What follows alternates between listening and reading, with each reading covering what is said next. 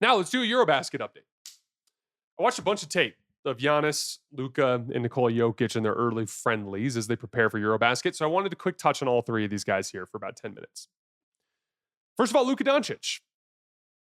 I just think he looks amazing physically. He's very clearly much leaner. He also looks to have maintained much of his strength, which means that they're clearly staying dedicated to the weight room through this process. Again, like the idea is you don't want to get skinny. Like I remember when LeBron went on his like weird fish diet in 2014, he came into the 2015 season like considerably carrying less muscle mass. And it was something that was a bad idea. And you could tell like LeBron knew it. Like he was like, oh shit, like this diet that I went on was not a good idea. And I remember he even talked before the season. He's like, oh, I'm going to be quicker this year. And he may have been a tiny bit quicker, but that lack of strength ended up really hurting him. And then almost immediately LeBron went back to a different diet and loaded up in the weight room and got his muscle mass back, right? I can see several examples of Luka looking like he has that extra burst while still having the strength to power through people. His Euro steps have more of like a side to side pop to them. There were several like examples of him changing direction at full speed that looked really good, like chaining together lots of moves and being able to really pop side to side and shed defenders, especially driving closeouts. You can see like a real quickness to his first step that really didn't seem to be the case last year. So I think overall the physical transformation is going to be huge for him. I'm very, very excited to see the level that Luka can reach this year. Now, some specifics. His play type efficiency in the two friendlies have been off the charts for Slovenia. 1.16 points per possession, including passes on 58 pick and rolls, ISOs, and post-ups. He's been excellent in all three categories. His jumper's been a bit off.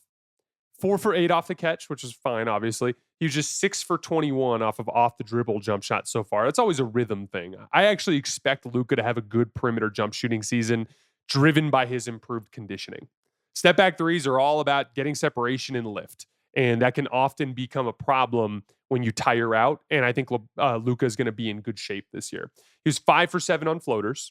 That's a really good sign. If you guys remember, his short range touch was a major issue last year. So that was something I thought was a really good sign. I think in general, that's super important. And this is the one weird thing. He's not taking mid-range jumpers at all. Out of the 29 jump shots he took in the two games, just one of them was a mid-range two.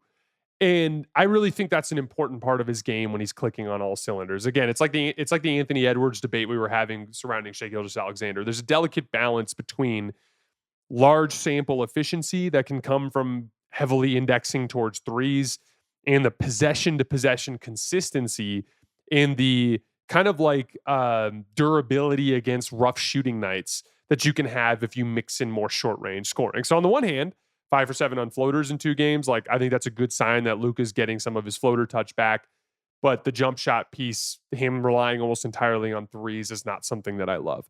But again, and this is something I want to be clear about, even with the 5 for 7, even with the poor shooting, the 6 for 21 on the off the dribble jump shots, I'm not really concerned with shot making at this point in the summer. It's just such a small sample size, especially when we're just looking at a couple of friendlies. I'm mainly concerned by just how these guys look physically. And I'm just thrilled with how Luka looks physically, and I'm super excited to watch him this year. Nikola Jokic. So I was having dinner with Adam Mares on about a week ago. And he was like telling me, he's like, dude, Jokic looks like he's put on some weight. And I was like, wow, really? Okay. So I go home and I like dig into the film, and he's still moving really well, like moving just fine. And what's really fascinating to me about that is like, I think like Jokic generally is kind of doughy, right? And so there's no way to tell how much of that is like maybe he's worked out a little bit this summer and put on some muscle, or maybe he's put on a little bit of fat, or maybe some combination of the two. But this is what Adam and I got into that night. Like Adam was arguing to me that it actually might be good for him to be bigger under the circumstances that they're playing in this particular year. And I think I agree with him.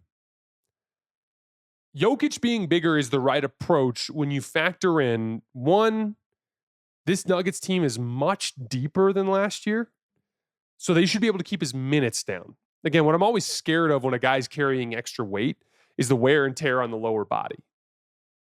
And so even for a player who puts on muscle, like if you're just weighing 15 pounds more, your every cut, every change of direction, every jump, every landing, all of that just wears your lower body down more, right? So like the ability to keep his minutes in check by having a legitimate backup center, by having just a much deeper rotation with which you can carry yourself through the regular season, that should allow them to carry a bigger Jokic throughout the season. The second piece of it is acknowledge reality. And that is that Oklahoma City defended Jokic into the worst 3-game stretch of playoff basketball that we've ever seen from him. And they did it by having Isaiah Hartenstein overplay his right shoulder with Chet Holmgren behind and then just swarming him with their perimeter guys. I think Jokic carrying some more strength and weight to handle that swarming attack would actually be really helpful. His jumper's been off. He's just 1 for 8 so far, and the one he made was kind of like a grifty, like pump fake lean in and one that he got. But as I was saying with Luka, I'm not really concerned with small sample shooting numbers like that. Excuse me. I'm more concerned with just how guys look physically in these tournaments. And I think Jokic, like he's mauling everybody in these friendlies. Like he's on 17 post-ups so far in these games. He's generated 1.47 points per possession, including passes. It's just completely ridiculous. And he's literally just tossing people around like rag dolls. Giannis, just very briefly on him, he's only played 1 game. He's only, at the time of this recording, he's just played in 1 friendly against Latvia. But he looks fantastic. He had 25 points on 12 shots, bullying everybody on Latvia through the rim. Several possessions where like dudes were kind of draped on him and he just powered through him with that shoulder and just goes right to the front of the rim. Just classic Giannis. And then the jumper looked great, at the risk of being hypocritical after I just said that I'm not too concerned about jump shooting here. It's more just that specifically with Giannis, I'm excited about jump shooting, right? Because he's just kind of become a pretty reliable mid-range guy. We talked about that last year often. And once again, his first game playing, real 5-on-5 serious basketball in a long time, hits a turnaround jumper over his right shoulder, hits like a 1-leg fadeaway off the right block. He hits 3 more pull-up mid-rangers out of hesitation dribbles. Just like that little touch that he's demonstrating. Again, that's a real small sample and I'm not overreacting to it, but just over the last year, Giannis has shown a proficiency in the mid-range as a jump shooter that I think bodes really well for him as he develops into an older half-court scorer.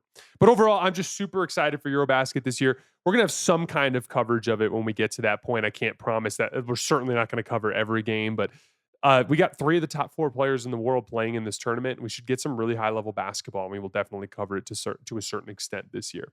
All right, guys, that's all I have for today. As always, I sincerely appreciate you guys for supporting me and supporting the show. We will be back on Wednesday with number 7. I will see you guys then.